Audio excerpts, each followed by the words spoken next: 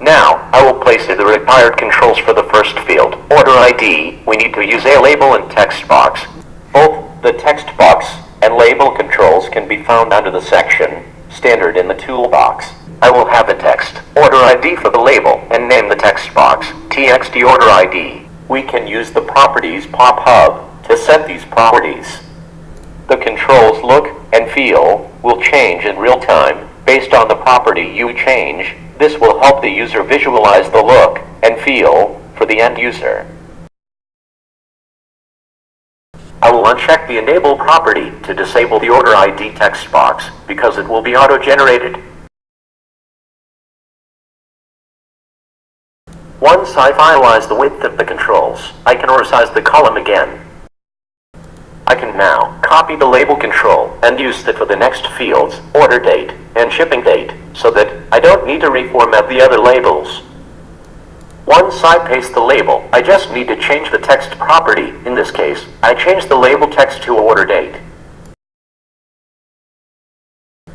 I will paste the label again for the shipping date and change the text of the label to shipping date.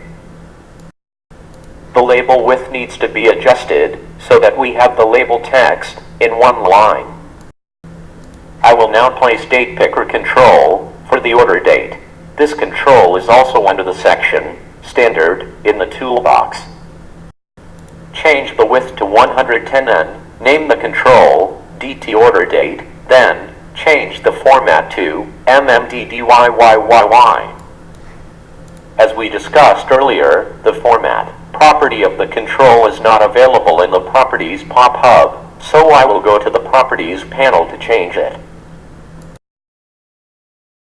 Now, I can copy this Date Picker control and use that for the shipping date, so that I just need to give a new name. The new name will be DT shipping date. I need to place a heading for the next section, shipping details. So, I will change the cell span of the cell to 3, then copy and paste the label order ID. The text of the label will read, shipping details. I can change the width and format the font. For now, I will make it bold and underline to give it a feel of heading. I can come back and format the labels later once I'm done with all the form functionalities. So, let us concentrate on placing the rest of the form controls and get a basic user interface ready. I will place 3 more labels for customer name, address, and zip code. I will go back and copy and paste the same order ID label so that I don't need any formatting done other than changing the label texts. As the text customer name does not fit in the label with the current width, I will increase the width slightly so that I can see the complete text in one line. I will copy the new label for the other 2 controls in the same column.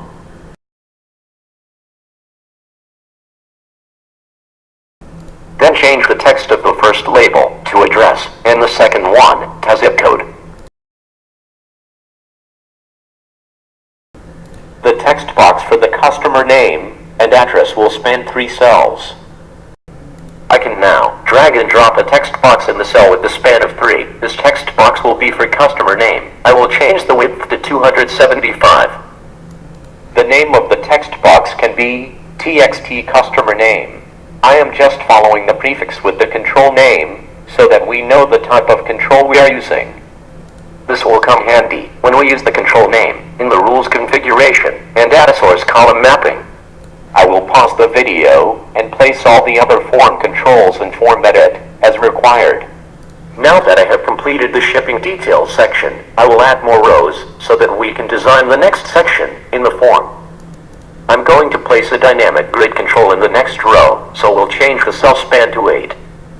Before placing the grid, I will place the controls for the summary section. Total amount, shipping charges, and net amount will be the controls we will need in the summary section. I have copied an existing label for these controls and pasted them as required. Now I will change the text of each label I pasted. The labels will read total amount shipping charges, and net amount. The total amount will be the sum of the product rate for the quantity selected in the grid. Shipping charges will be 10% of the total amount. The net total will be the sum of total amount and shipping charges. The labels will read total amount, shipping charges, and net amount. I have paused the video and added text boxes for these three rows. The dynamic grid control is under the data section in the toolbox. I will drag and drop a control in the cell where I have changed the column span. I will now change the width and height. Let us check the form in preview to see the end-user view of this form. Now we can learn how to configure a web service to read the state and city when the user enters the zip code.